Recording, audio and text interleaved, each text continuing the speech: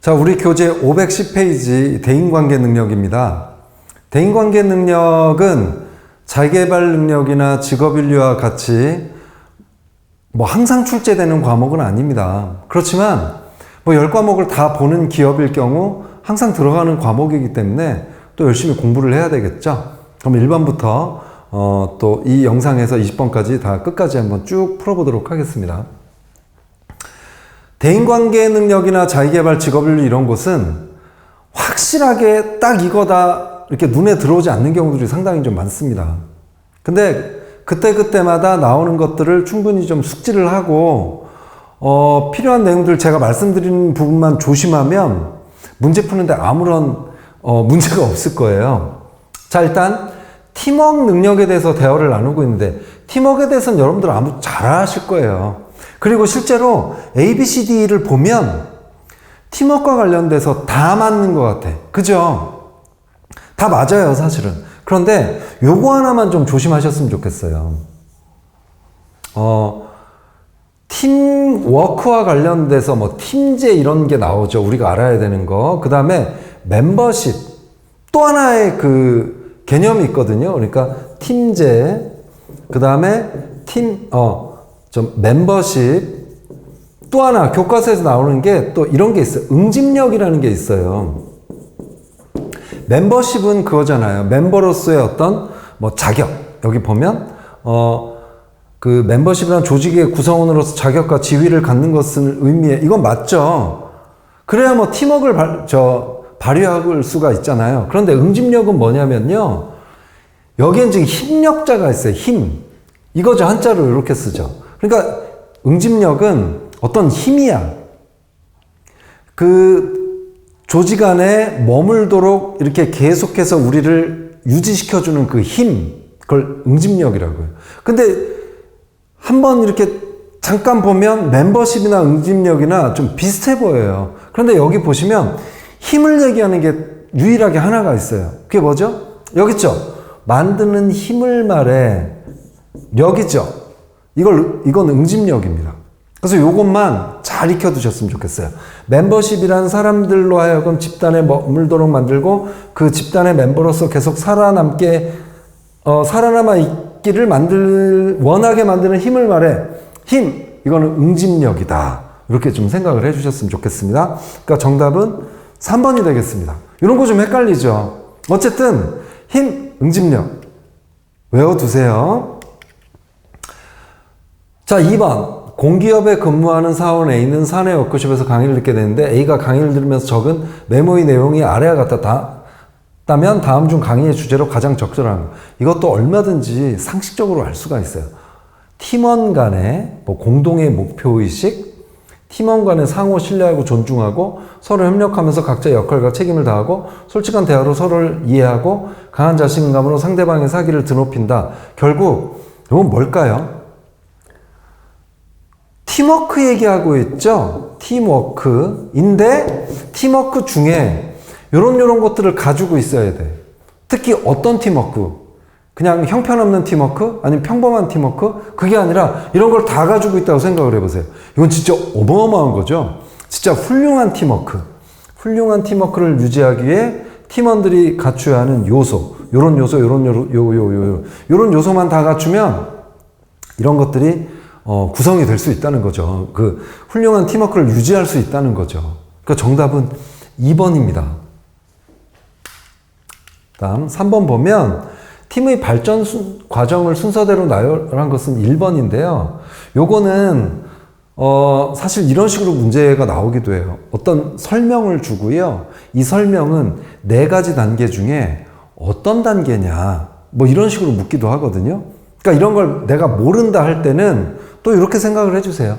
우리가 스터디를 처음에 스터디를 NCS 직업기총을 스터디를 만들 때 일단 형성될 때는 리더한테 많이 의존하게 되잖아요. 조장을 뽑게 되잖아. 그래서 형성기에는 리더에게 많이 의존해요. 우리 교재 어떻게 하는 게 좋을까? 공부 많이 해보셨으면 테니까 우리 일주일에 몇 번 만나면 되나요? 그렇게 돼요. 그러다가 격동기가 생겨요. 뭐냐면 좀 갈등이 생겨.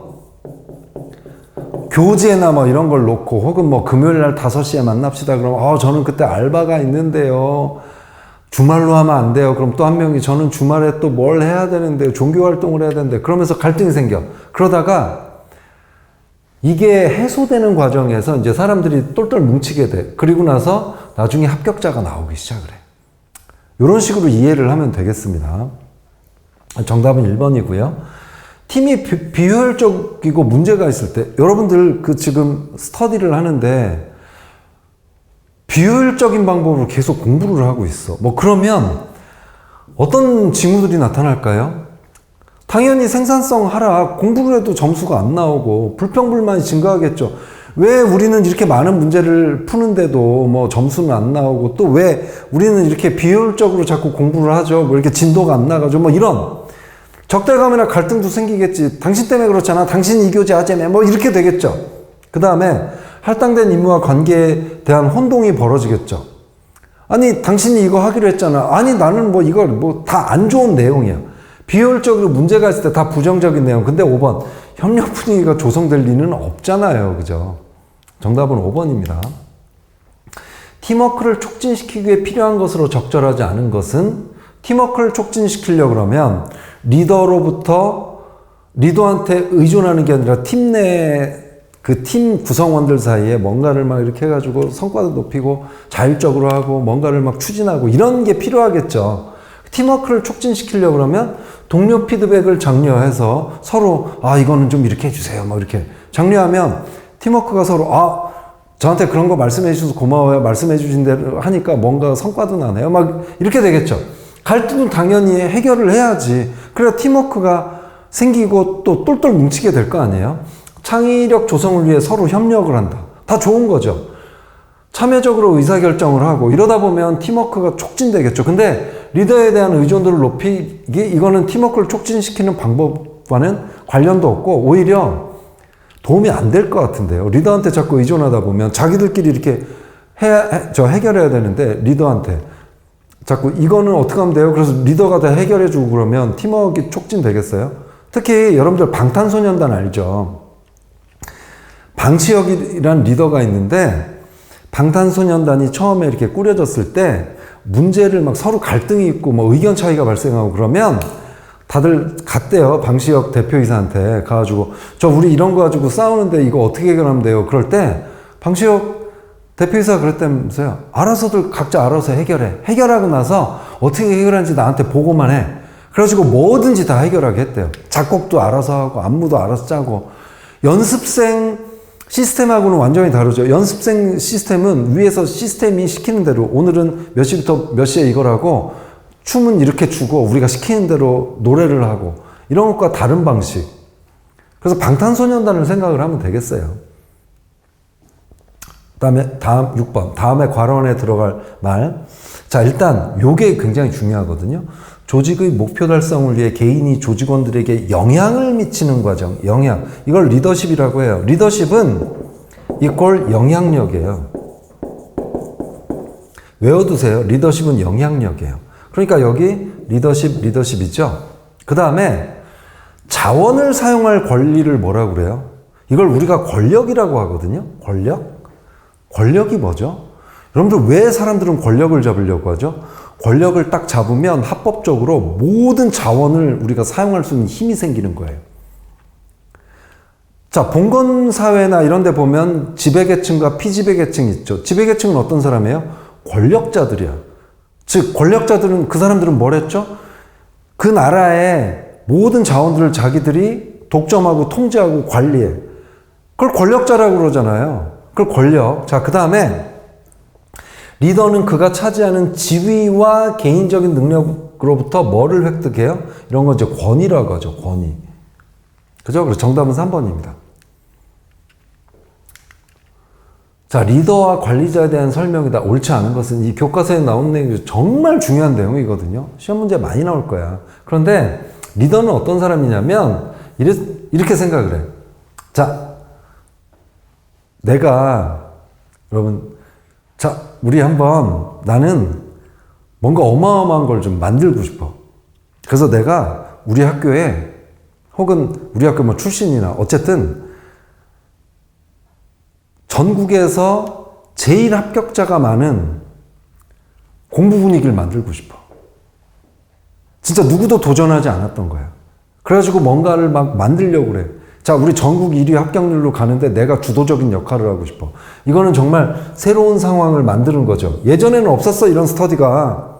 그냥 소수가 있었고, 뭐, 그 중에서 한 명 합격하면 다행인데, 나는 이번에 내가 만드는 스터디는, 스터디를 진짜 많이 두되, 내가 주도하는 스터디는 다 합격을 시켜서 기적이 일어나는 거야. 새로운 상황을 만들고 싶어. 리더. 그리고 혁신지향적이죠. 예전에 아무도 시도하지 않았고 이제 미래에 초점이죠. 앞으로 6개월 안에 정말 그러면 우리 학교의 위상도 높아지고 나도 기쁠 것 같아. 뭐 이런 거죠. 내 주변 사람들도 혜택을 많이 받고 나는 이런 것들을 추진해 나갈 거야. 그러면서 이제 사람의 마음에 불을 지피겠지. 지금 그냥 우리는 이대로 스터디 할게요. 아, 그러지 마시고요. 저는 앞으로 스터디를 이렇게 꾸려나갈 거거든요. 그리고 스터디별로 각각의 또 뭐 이런 방식으로 서로 도움을 주는 뭔가를 좀 할 거예요. 사람의 마음에 불을 지펴야지. 그리고 사람이 없으면 그 새로운 스터디가 되겠어요? 사람을 중시해야 되겠죠. 근데 이분은 돈 계산하고 그러질 않아요. 계산된 위험을 취해요. 사실 위험성도 존재하죠. 내가 막 이런 걸 리드해 가면서 관리해 가면서 공부를 해야 되니까. 그리고 또 사람은 새로운 걸 추구하려고 그러면 이 사람들 그냥 자기 방식대로 놔두면 또 더 잘 합격할 수도 있어. 근데 내 방식대로 해서 또 합격을 더 못하면 어떡할 거야. 그럼에도 불구하고 확신이 있으면 계산된 위험을 그래도 계산은 해야겠지. 리스크를 취하고 그 다음에 무엇을 할까? 자, 우리는 이걸 합시다. 오늘 이걸 합시다. 막 이렇게 무엇을 할까를 생각을 할 거예요. 그런데 이런 거를 하려고 그러면 여러분들 혼자 할 수가 있겠어요? 주변에 내가 이런 굉장히 많은 스터디를 하나로 이렇게 묶어가지고 뭔가를 막 시너지를 낼 수 있는 거를 새로운 도전을 할 때 여러분들은 옆에서 도와줄 사람이 필요해요. 그 사람을 바로 관리자라고 그러죠. 그러면 이 사람이 사람 모아온 그 조직, 그리고 여기에 필요한 돈, 뭐 필요한 여러 가지 자원 이런 것들을 안정적으로 관리를 해줄 거예요. 꼭 이런 사람이 옆에 둬야 돼요. 그럼 이 사람은 어떤 일을 하겠어요? 경제적인, 야, 이런 걸 하려고 그러면 돈이 얼마 들고, 경제적인 건 관리자의 영역이에요. 여기에 해당되는 리더의 영역은 뭐냐면 정신적, 리더는 정신적. 그죠? 자, 관리자를 볼게요. 상황에 수동적일 수밖에 없어요. 관리자는 좀 안정적으로 해야 되니까. 유지지향적이고 오늘에 초점 둬야 되고요. 사람을 모아오면 이 사람은 이제 그 사람들 잘 관리해야 되죠. 스터디 빠져나가지 않게. 그 다음에 체제나 기구 이제 만들어졌어. 그거를 잘 관리를 해야 되겠죠. 기계적이고 위험을 되도록이면 회피하려고 그러겠죠. 야, 그거는 좀 위험한데 뭐 이러겠죠. 관리자가 잔소리도 할 거예요. 어떻게 할까를. 이 사람은 나가봅시다 그러면 저걸 어떻게 하지? 관리자들은 다 이런 생각을 해요. 그러니까 정답은 2번이 됩니다. 공기업의 관리팀장이 내있는 현재 아래와 같은 상황이 있어요. 효과적으로 대처할 수 있는 방법. 자, 내가 지금 스터디에 짱이야. 근데 스터디를 지금 계속 해오다 보니까 스터디원들이 지금 이러고 있어. A가 공부를 완료하는 시간이 점차 길어지고 있고 열의도 많이 식었고 이제 스터디 자체를 지겨워하는 것처럼 보여. 여러분들 어떻게 할 거예요? 자, 그 다음 B는 근데 원래 그 문제도 잘 풀고 막 그랬어. 탁월하고. 그런데 그냥 지금 뭐 퀄리티도 떨어지고 그 다음에 뭐 이렇게 공부를 해오라 그러면 잘 해오지도 않고 뭐 의욕이 좀 떨어졌나? 뭐죠? 그 다음에 또 C는 그냥 잘해왔지만 잘 참가도 하고 그랬지만 좀 뭔가 진행하는 게 좀 늦어. 문제 푸는 것도 늦고 그래서 딴 사람들이 많이 기다리기도 하고 그래야 돼. 그러면서 팀 전체 생산성에 부정적인. 야, 한 문제 푸는데 저 친구 때문에 우리 오래 기다려야 되고 우리는 빨리 다음 문제를 풀고 싶은데 막 이러면서 다른 사람들이 막 툴툴거려. 상사와 동료부터 성실성 인정받고 있는 D는 믿음직스러운데 최근에 얘가 스터디를 그만두고 딴 스터디를 들어가려고 한다는 얘기를 들었대요. 다 이런 상황이면 여러분들은 뭘 하겠어요? 네가 짱해 뭐 이러겠어요? 아니 물론 설득도 하겠지. 우리 잘해봅시다. 혹은 뭐 경청만으로 끝내? 뭐가 문제인데 그다음 뭐 경고를 해? 야 너 열심히 해. 이러면 더 빠져나가겠죠. 이런 사람들은.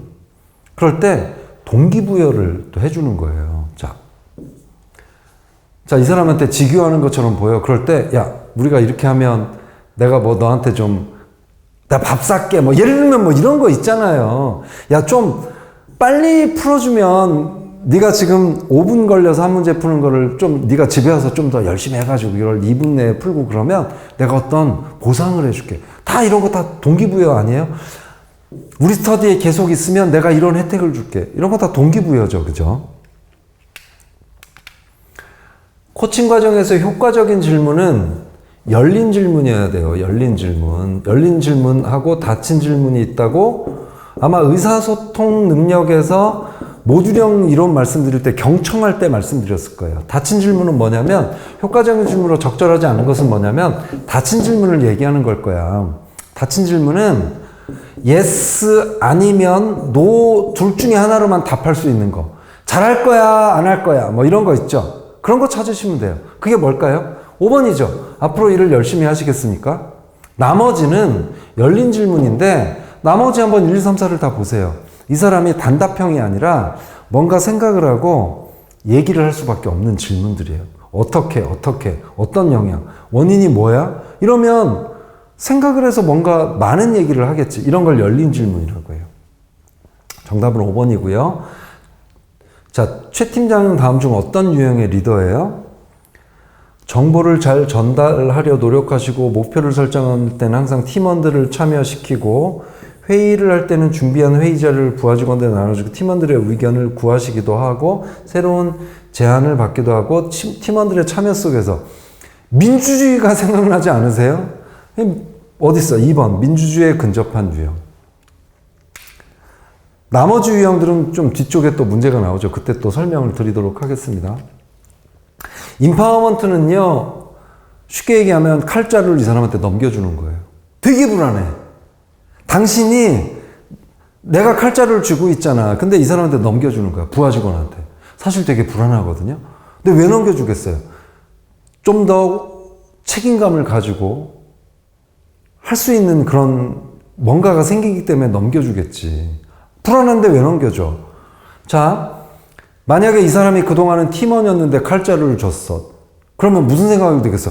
내가 굉장히 높아졌나 보다. 내가 진짜 굉장히 중요한 사람이구나. 이렇게 생각을 하겠죠?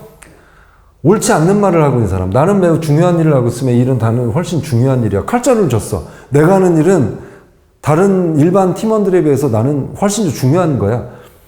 일 과정 결과에 나의 영향력이 크게 작용했어. 칼자루를 가지고 있으니까 당연히 크게 작용하겠지. 내가 하는 일은 항상 재미가 있어. 이제 재밌어지기까지 하겠죠. 칼자루를 줘봐요, 한번. 나중에. 권력자가 돼봐. 우리 조직의 구성원들 모두 다 같이 협력해서 승리하고 있어.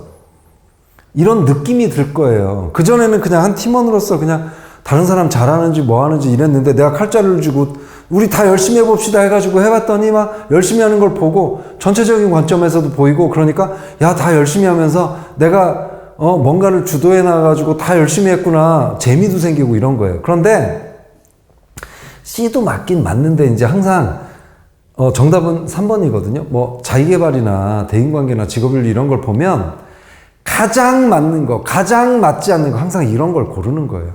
맞는 것 같아. 당연히 관련이 있지만 가장 거리가 먼 거. 뭐 그런 걸 찾는 거거든요. 그런 측면에서 C는 꼭 임파워먼트 환경이 아니더라도 뭐 이런 일들을 벌어질 수도 있고 뭐 그런 거죠. 그러니까 어쨌든 그런 식으로 이런 문제를 좀 풀어주셨으면 좋겠습니다. 자, 그 다음에 12번은 쭉 읽어보시면요. 이제 특히 영수 보면 지금 영수 이렇게 나와 있으니까 영수가 지금 뭐라 그러냐면 이제 리더가 영수 씨 새로운 시스템을 사용하려고 결정했어요. 그랬더니 왜 바꾸려고 하죠? 그러니까 잘 설명을 하고 있어요. 지금 리더가. 그러면서 어떤 걱정이 있어요? 그랬더니 걱정된대. 충분히 이해한다고 그랬는데 그런데도 계속 뭔가 지금 부정적인 얘기를 하고 있어요. 걱정이 없을 거예요. 그랬더니 또 이러면서 지금 저희 능력 성과를 무슨 수로 측정할 수 있을까요? 확신을 주는데도 계속 질문을 하고 있죠. 그러니까 뭔가 변화된 상황에 대해서 불안해하거나 지금 걱정을 하고 이런 상황이죠. 결국 영수라는 사람은 변화의 의미와 대처 방법에 대해서 알아야 할 필요가 있고, 이건 결국 변화에 대한 내용이에요. 그러니까 이 중에 변화 내용이 들어가 있어야 되거든요. 그러니까 정답은 2번이 됩니다. 자, 그 다음에 요거 아까 민주주의 근접 유형이 아까 있었잖아요. 자, 일단 가는 금방 찾을 거야. 통제 없이 방만한 상태. 그럴 때는 독재자 유형으로 여러분들이 해야 되겠죠. 독재자 유형이 돼야 돼. 그리고 조직에 있어서 획기적인 변화가 요구될 때는 변혁적 유형이 돼야 돼요. 이제 이 두 가지가 헷갈릴 거야. 파트너십, 민주주의.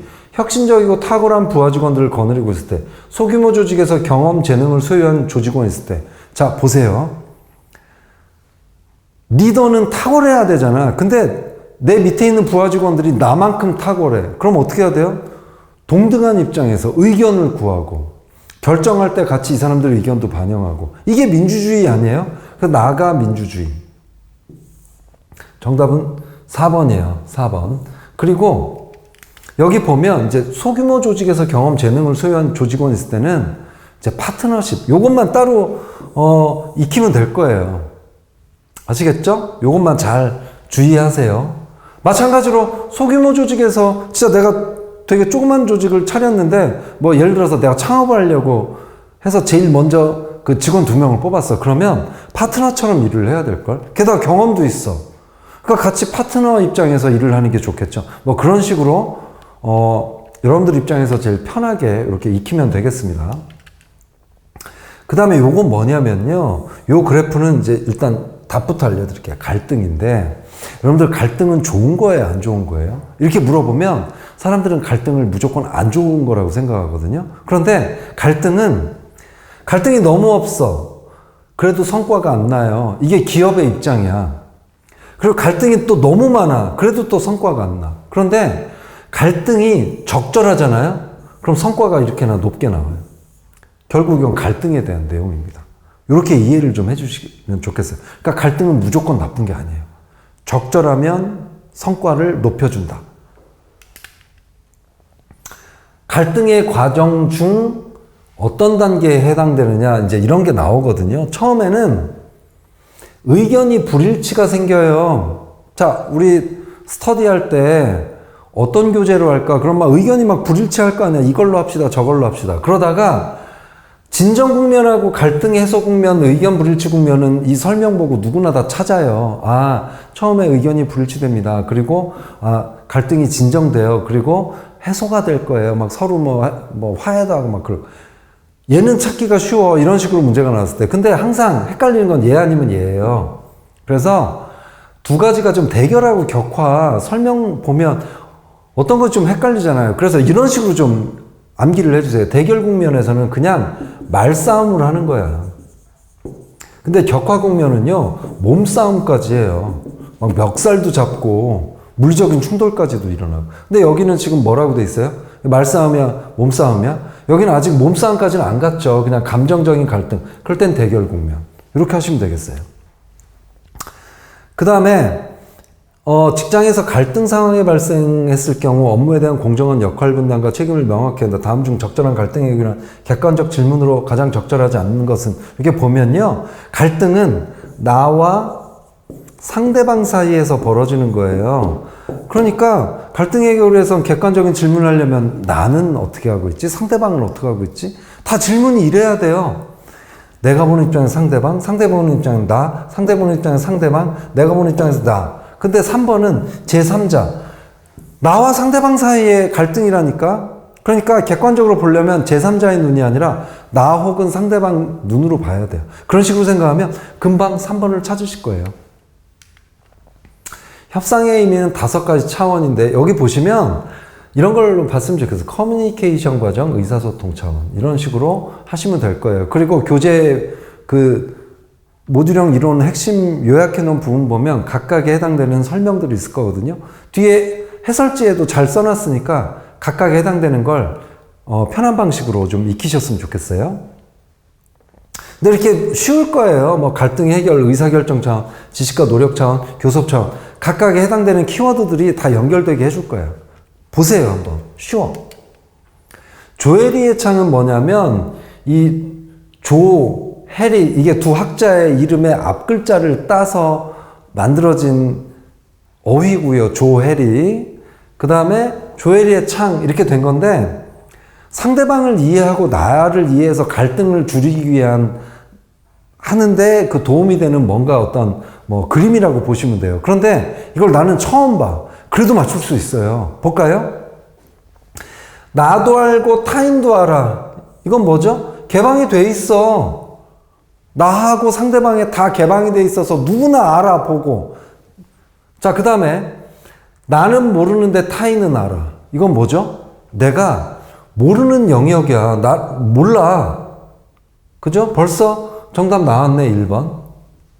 그 다음에 나는 아는데 타인은 모르는 부분을 뭐라고 하냐면 비밀 영역. 내가 친구들이랑 있을 때의 모습하고 그냥 내가 집에서 동생이랑 있을 때의 모습하고 다를 수가 있어요. 근데 친구들은 그걸 몰라. 나만 알아. 그런 거를 비밀 영역이라고 하고요. 나도 모르고 타인도 모르는 영역을 미지 영역이라고 하는데요. 이런 게 언제 나옵니까? 예를 들어서 여러분들이 욱 할 때 있잖아요. 화가 막 폭발하는 때, 혹은 이렇게 술을 마시고 필름이 끊길 때, 그때 모습이 아마 이런 모습이 아닐까 싶어요. 친구들도 그러잖아요. 야, 너 술 마시니까, 화가 나니까 이렇더라고. 그럴 때, 나도 내가 그런 모습이 있는지 몰랐어. 뭐 이런 거죠. 결국 이 사람들이 하고자 하는 얘기는 뭐냐면, 여러분들이나 나는 각각의 이 네 가지의 모습을 가지고 살아가는 거예요. 이게 네 가지의 자아를 가지고 살아가는 거예요. 이 모습만 있는 게 아니야. 그러니까 이걸 각각 다 잘 파악을 하고 또 상대방에 대해서도 이 네 가지 영역을 잘 파악을 하다 보면 갈등을 최소화할 수 있다. 뭐 그런 측면에서 이런 걸 만들지 않았을까 싶습니다. 자, 19번. 두 팀 간의 갈등을 최소화하기 위해 고려할 수 있는 기본 원칙에 해당되지 않는 것은 1번부터 볼게요. 다른 팀원과 불일치하는 쟁점 사항이 있다면 상대방 입장에서 양보하라. 여러분, 만약에 그냥 단지 친구 사이에서 어떤 이해관계가 얽히지 않은 상황에서는 얼마든지 양보할 수 있죠. 근데 기업에서 여러분들이 예를 들어서 뭐 협상도 해야 되고 갈등 해결도 해야 되고 뭐 이런 입장에서 무조건 양보한다고 좋은 게 아니에요. 양보는 하나의 방법이긴 하지만 그래도 어떤 때는 무조건 양보하는 게 아니라 우리의 입장을 관철시키기도 하고 이런 게 필요한 거죠. 그래서 1번이 정답입니다. 20번 볼게요. 이런 건 이제 상황 판단 문제죠. 이런 문제로 또 많이 출제가 되고 혹은 대인관계 능력 대신 상황 판단 문제로 대체하는 회사들도 상당히 많죠. 이럴 때는 A팀 소속의 신입사원인데 B팀의 팀장인 K와 관련하여 직원들에게 돈을 빌리고 갚지 않는다는 소문이 돌고 있어요. 여러분들 직속 상관은 아니야. 옆에 있는 부서의 팀장인데 내가 뭐 결제를 받고 뭐 나에 대해서 어떤 권한과 책임을 가진 사람은 아닌데 이 사람이 돈을 갚지 않는데요. 그리고 여기에 있는 내용은 실제 어떤 기업에서 벌어졌던 내용입니다. 이런 걸 가지고 기업에서 상황 판단으로 문제를 만들죠. 오늘날 K가 귀하에게 와서 돈을 빌려달라고 한다. 이때 귀하는 어떻게 할 것인가?